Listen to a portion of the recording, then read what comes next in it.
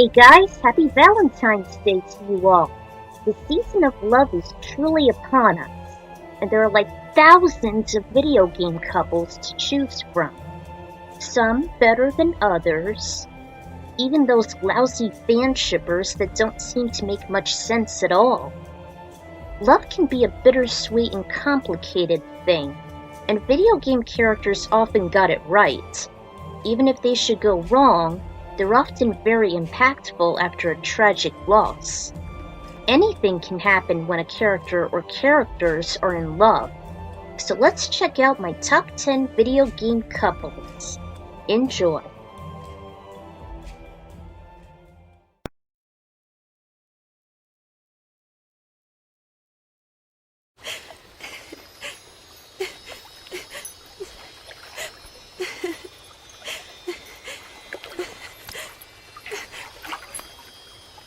Yuna.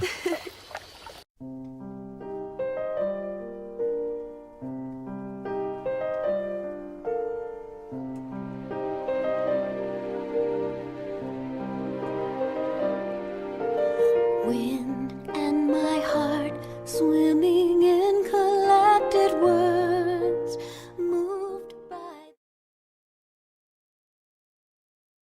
If there's one couple I'd always defend from the Code Lyoko series, it has to be Ulrich and Yumi.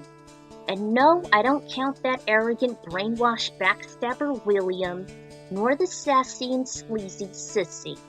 God, I hate them! Anyway, Ulrich and Yumi seem to be love interests throughout the series, although it has become strained since William came into the picture. They both seem to be skilled Lyoko warriors, aside from Odd, whom I use the most.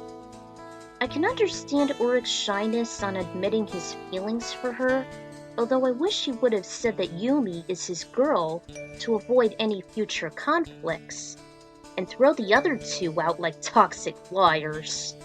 I just despise love triangles.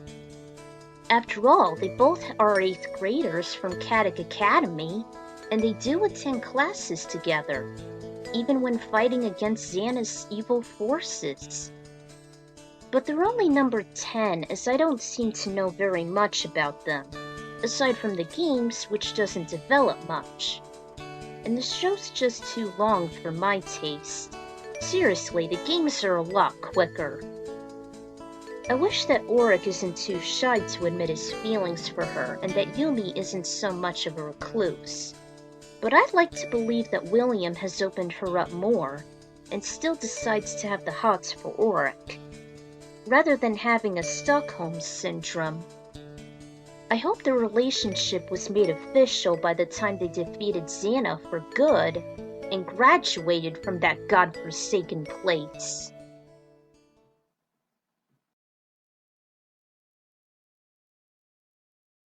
Moved by the wind, in through the world.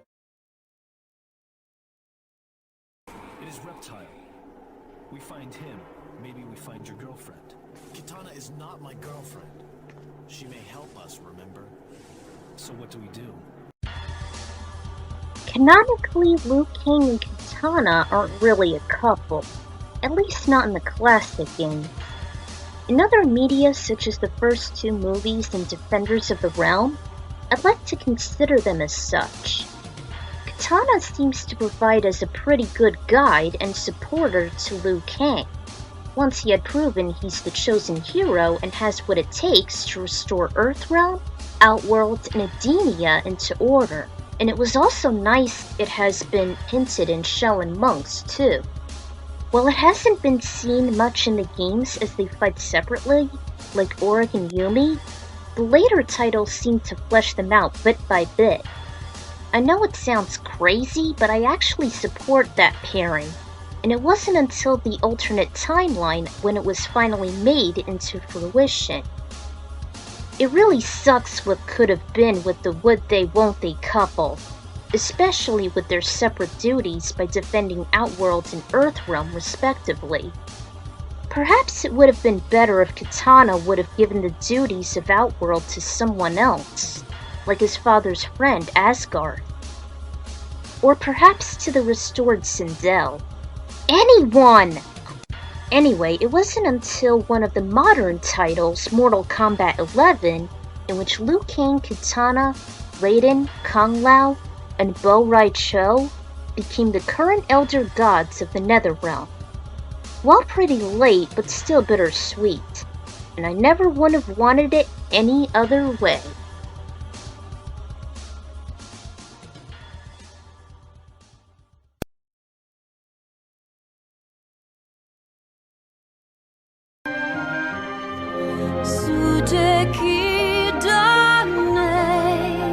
Being together all alone, walking hand.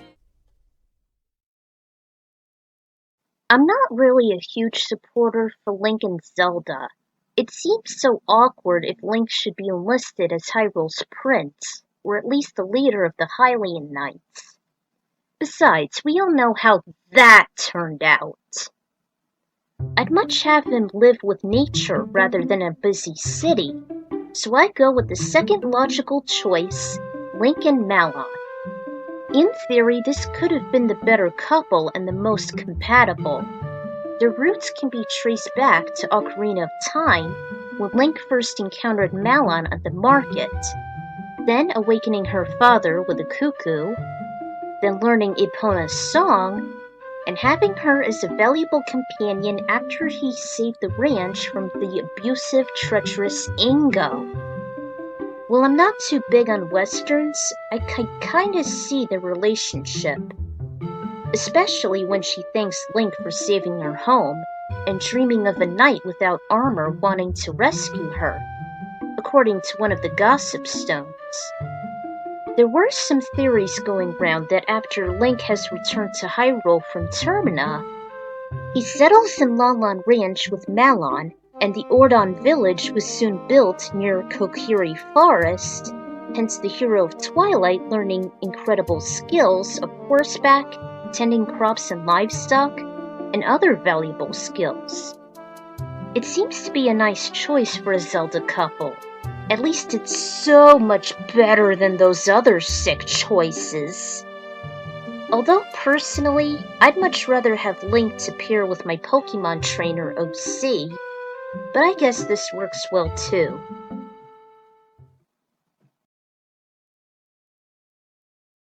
And I want to go to your city, to your home.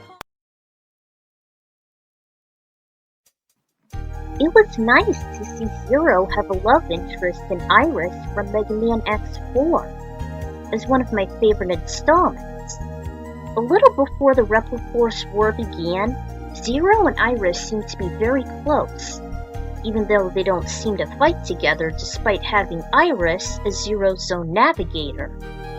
Aragon captured Iris and took her to the Sky Lagoon under Magma Dragoon's corruptive influence. The lagoon's core was damaged beyond repair, causing it to fall onto a major city beneath, killing thousands of innocents. Luckily, Iris survived the attack as Zero saved her. However, things started to get strained. Her brother, the Colonel, has been supporting the corrupt Repliforce, and Zero was eventually against it, putting their relationship on the line, soon to be hunted down by the Maverick Hunters. Iris was still firm on the cause, even breaking a fight off between Colonel and Zero, since he saved her from Sky Lagoon. But that completely changed when Zero killed the Colonel upon his betrayal, and Iris then turned rogue and installed Colonel's memory chip, making her the ultimate Reploid they were originally supposed to be inside her ride armor. Blinded by her brother's grief, she went on the attack, corrupting her codes and fought Zero to the death.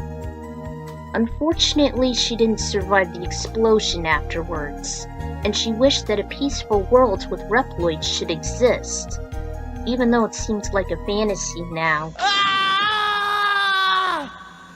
Zero was struck hard by the tragedy, yet he and X still saved the world and destroyed Sigma and Final Weapon. He still wanted to keep Iris's wish alive, throughout the series and its spin-offs. This was a tragic couple. I'd see even more than Romeo and Juliet. And I even included that in my Cowboy Bebop session, the recessional of the Red Dragons, as Zero resurrected Julia and vowed to protect her, if Spike should fail to do so.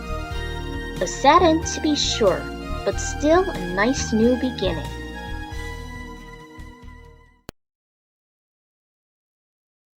To your home, into your arms. That's all. Sion and Dominique seems to be the only pairing and shipping I defend for the bouncer. I mean, sure, there was that distant restrictive pairing of Ko and Leanne, as well as the so-called repaired relationship of Volt and Echidna, but I think the main pairing's the best one. While Dominique was like weak as a twig, and don't seem to fight well together, I do happen to like their dynamic. After Sion lost Chaldea 2 years prior, he eventually came across Dominique on one rainy day in Dog Street. And since her charm had warmed his heart little by little, he eventually decided to take her in, even though it was soon after Wong helped her escape from Mikado. By the time she was captured by the Special Forces, it was made officially to Sion to rescue her and soon the world. I know it seems cliché, kind of like Square's take on Double Dragon, but that was when Sion decided to change for the better, and accept Dominique as his new love interest, even accepting her as an android. For the longest time, I was on a constant struggle on who'd be the better choice, either Dominique or my Z-Fighter Ayame. But just as Krillin was to 18, the dynamic between them just might work, even after Sion's death, and let Dominique just live on.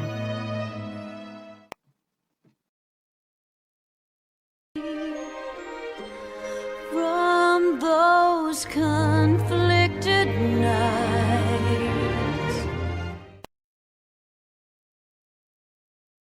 All the pairing ideas seem to be rather awkward in the Pokemon series.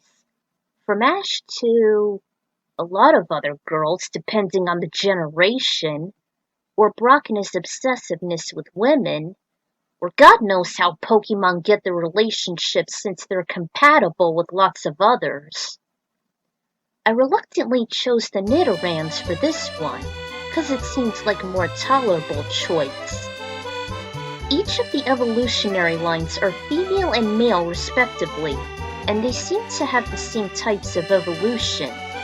Besides, don't they look so cute when they're together? Although it's a real shame they can't seem to breed with one another, unless you happen to have a Ditto in your possession. I'd always believed them to be a couple rather than siblings, ever since the episode Wherefore Art Thou Pokemon, in which the neighbors hate each other. Yet their Nidorans, Maria and Tony, adored each other. And after they defeated the incompetent trio of Team Rocket, they kissed and thus evolved into a Nidorina and Nidorino. While they're more like siblings, they should be more of a couple than anything. And I always had them as Nidorino and Nidoqueen for each of my trainers, Akari and Zelda II. And they too act as a couple. This seemed to be the only one that I can find tolerable in the entire Juggernaut. And it shall be my idea that would never change as often as Ash and Brock finding multiple mates.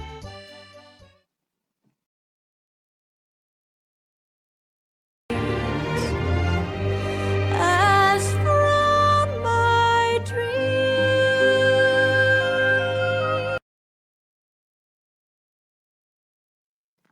Okay, this is where the list gets really serious. I find the couple of Shadow the Hedgehog and Maria Robotnik to be one of the most impactful video game couples. And that's really saying something considering I only know one game, Sonic Adventure 2. Maria Robotnik was born inside the space colony Ark created by her father, Dr. Gerald Robotnik. The problem was that she was diagnosed with neuroimmune deficiency syndrome, and since she was growing more weaker and frailer, she couldn't leave and visit Earth.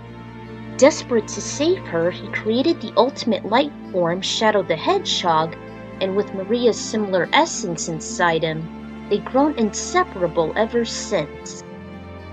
But by the time Gunn invaded the Ark believing Project Shadow to be a weapon of massive destruction, they escaped. Unfortunately, while Maria was encasing Shadow into an escape pod, she was shot by Gunn agents, only allowing him to evacuate to Earth. Upon Maria's death, Gerald devised the Ark to fall onto Earth while being activated by the 7 Chaos Emeralds, and seeing her death firsthand, Shadow nearly carried it forward, until he remembered her last words. I beg of you, Maria!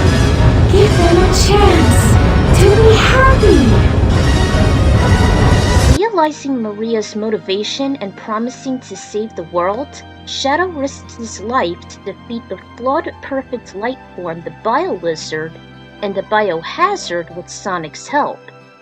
It was then he sacrificed himself and finished off the corrupt experiment, hoping to fulfill Maria's wish and reunite with her. Of course, it never happened, just a big memory swipe. Wow!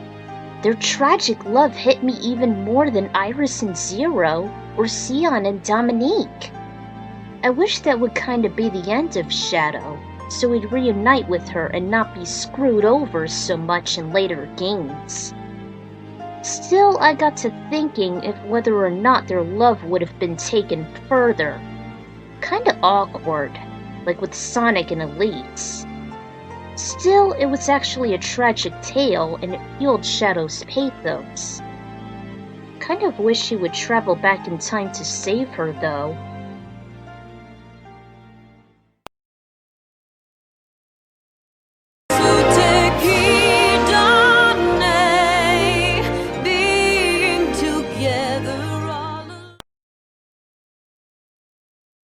Yes, fanboys and fangirls, I do support Fox and Krystal as my favorite pairing from Star Fox. And no, I don't go by the opinions on being related as brother and sister. Unlike their counterparts in Dinosaur Planet and the Sociopath's incomplete works. Anyway, it all started in my favorite installment, Star Fox Adventures, when Fox came across the cute blue vixen at the top of the Krazoa Palace. He zoned out, being infatuated with her. And by the time the Krazoa spirits were running amok and reuniting inside Andros as the Krazoa god, Fox desperately saved her life before he took the final fight against the Venomian Emperor. It was afterwards when the team decided Krystal shall be their newest team member, and Fox seemed to be reluctant of his feelings. 1 year later, in Assault, they had their first mission together, as they, mainly Fox, took the fight to Soria and destroyed the Apparite Hatchers. As Tricky made a sudden reunion, he wondered if they should marry one another. Eventually, they actually did. In Star Fox Command, they actually became an official couple at Soria, and bared a son named Marcus, after Fox should confess his feelings for her and worries on getting injured during missions. But hey, I've loved that outcome over the scenario in which Krystal becomes a new Starwolf member, and soon a lone bounty hunter named Curse. Believe me, you wouldn't want that. Bottom line, I always supported the Fox-Krystal pairing, even when I was a late teen, as does Hector New York on DeviantArt.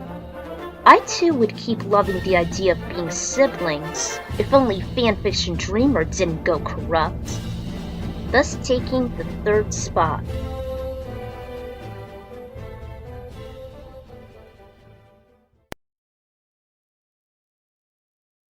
to feel your face, but touch. Now there's a couple that function well together even during gameplay. Diddy and Dixie Kong are the unbeatable duo. Ever since Donkey Kong Country 2, Diddy's Conquest, Diddy and his girlfriend went on a salvage mission to save his uncle Donkey from the clutches of Captain K. Rool as they venture into enemy territory, Crocodile Isle. And may I say, they seem to be the best Kong duo. While some would prefer a slow, strong tank with a more quicker platformer, I'm actually glad this happened, so you won't be slowed down if switched to the former, not even when riding animal buddies. They function fairly well, especially while platforming. They're quick and easy to switch over, thus never hindering momentum, and they cooperate well while going over long pits, or reaching valuable items, or just use each other as projectiles to enemies. Sadly, I hadn't played any of the other games yet. Not even Diddy Kong Racing DS, as I heard how bad that was, or the modern DKC titles. Still, even though I only played one game with their cute and very useful dynamic, I consider them to never part. Now if only they'd have their own Kid Kong thrown into the mix.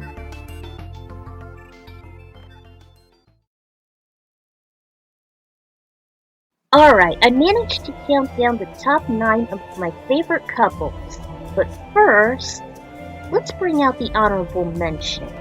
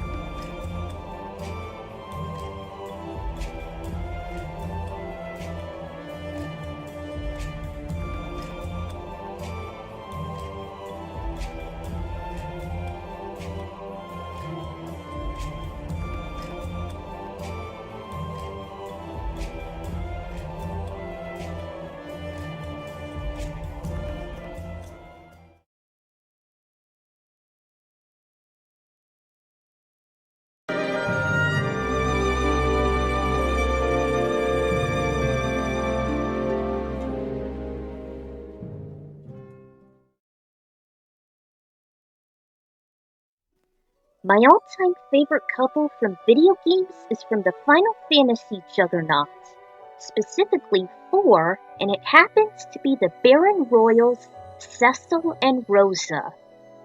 These two monarchs have been the best dynamic ever in gaming, and that's saying a lot considering I was never into RPGs and my fallout with the series. It first became evident when Cecil returned from his mission in Mysidia, and it was already established they truly love each other. Rosa noticed his angst and she soon met him in his bedchamber, worrying for his safety before he should leave for Mist and fight the Eidolon. After that, since word got out of the earthquake at Mist, she risked her life looking for Cecil and succumbed to desert fever in Damcyan. Fearing for his friend's life, Cecil received the Sand Pearl from a defeated antlion thanks to Edward's help, and Rosa unveiled of Baron's corruption usurping the elemental crystals. And that's when their dynamic shines. Rosa and Cecil are great fighting beside each other, as a healer and skilled archer combined with a strong melee fighter, and later on 2 awesome white mages for double healing duties. As Cecil saved Rosa from Kane's treachery and Gobez's imprisonment, it became a permanent partnership, and I love it that way. It too was showcased in the interlude, but it was short-lived, and it was kind of optional in the after years, but I hadn't cared for it then. Their battle capabilities function as one, and their powerful love dynamic makes them stand out above any other couple in the series. And this was established since early childhood, as Cecil, Rosa, and Cain became close friends. Dark Knights weren't supposed to mingle with white mages, hence a distant relationship, but by the time they were married and coronated, as Cecil became a paladin, they just can't get any better. They inspired me even to make my own two-parter fanfic in that regard. I'm the Ecron writer, and Cecil and Rosa should be the most significant, popular, and unstoppable duo in all of gaming, as well as Final Fantasy as a whole. And forget love! I shall fall and delve into a pile of chocolates. Have a great Valentine's Day.